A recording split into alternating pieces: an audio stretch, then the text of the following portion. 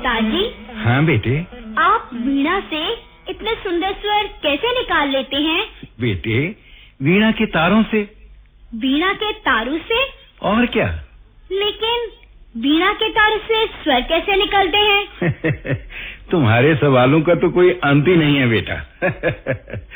पिताजी, हमारी पाठशाला की खिड़की से समुद्र दिखता है।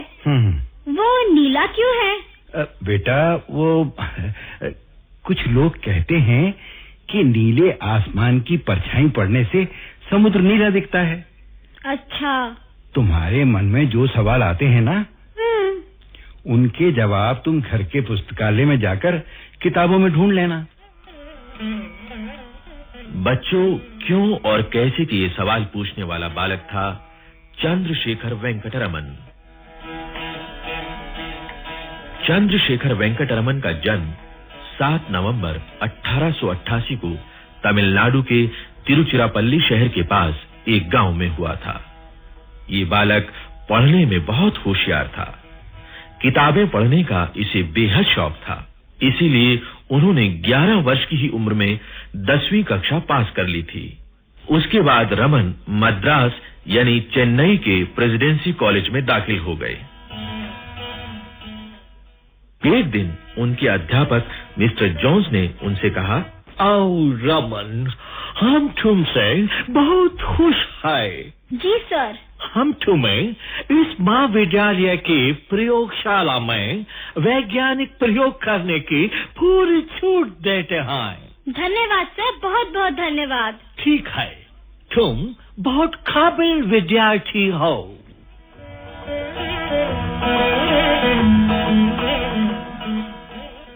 अध्यापक से प्रयोग करने की अनुमति मिलते ही रमन नए-नए प्रयोग करने लगे और एक दिन ये देखिए सर, मेरे प्रयोग का नतीजा। अरे, ये क्या प्रयोग है? ये तो हम भी नहीं समझ पा रहे हैं। रमन बैठे। जी सर। अपने इस प्रयोग के बारे में तुम लंदन की पत्रिका में लिखकर भेजो। पत्रिका बहुत लोग पढ़ेंगे और तुम्हारा बहुत बहुत नाम होगा। जी सर, जरूर लिखूंगा। ठीक है, ठीक है।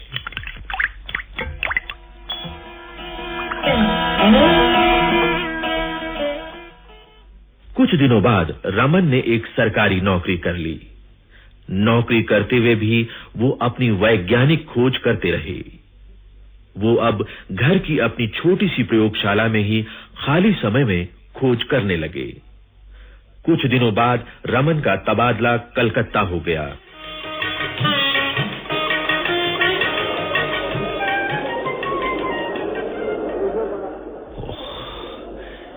कितनी भीड़ भाड़ है इस शहर में।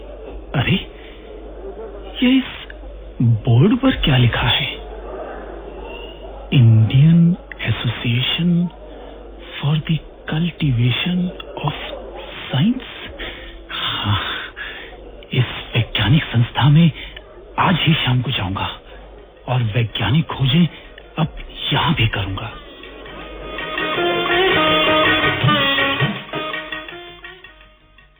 कलकत्ता की इस प्रयोगशाला में रमन को कई सवालों के जवाब मिले, जैसे वीणा, वायलिन, मृदंग और तबले से स्वर कैसे निकलते हैं। रमन अब विज्ञान के विशेषज्ञ हो गए थे।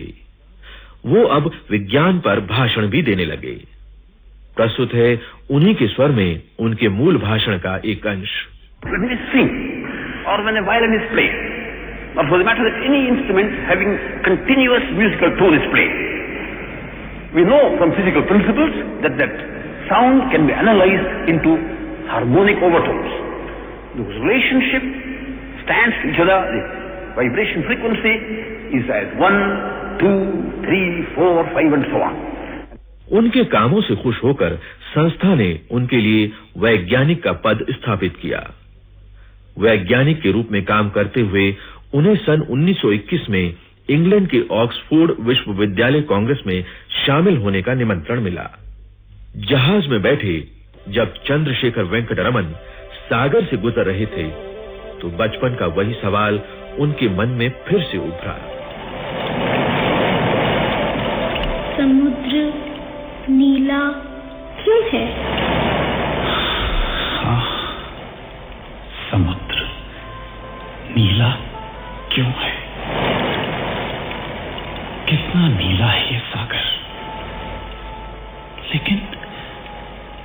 लेकिन क्या ये सचमुच आसमान की परछाई है?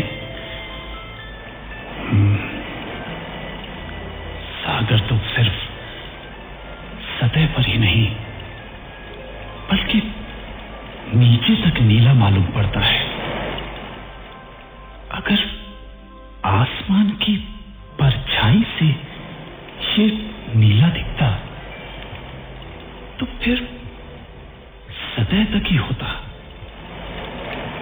अच्छा, कलकत्ता लौटकर इसकी खोज करूंगा।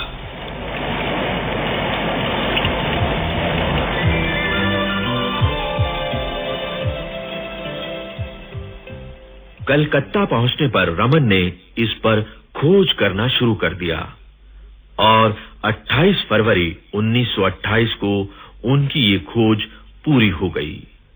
रमन इस नतीजे पर पहुंचे कि जब सूरज की किरणें समुद्र पर पड़ती हैं तब रोशनी के 7 रंगों में से पानी के अणु नीली रोशनी बिखेरते हैं। इसी से ही समुद्र नीला दिखता है। इस खोज ने विज्ञान की दुनिया में हलचल मचा दी। उन्होंने गैस या द्रव की भीतरी बनावट के बारे में पता लगाने का तरीका ढूंढ निकाला। ये रमन इफेक्ट यानी रमन प्रभाव के नाम से जाना जाता है।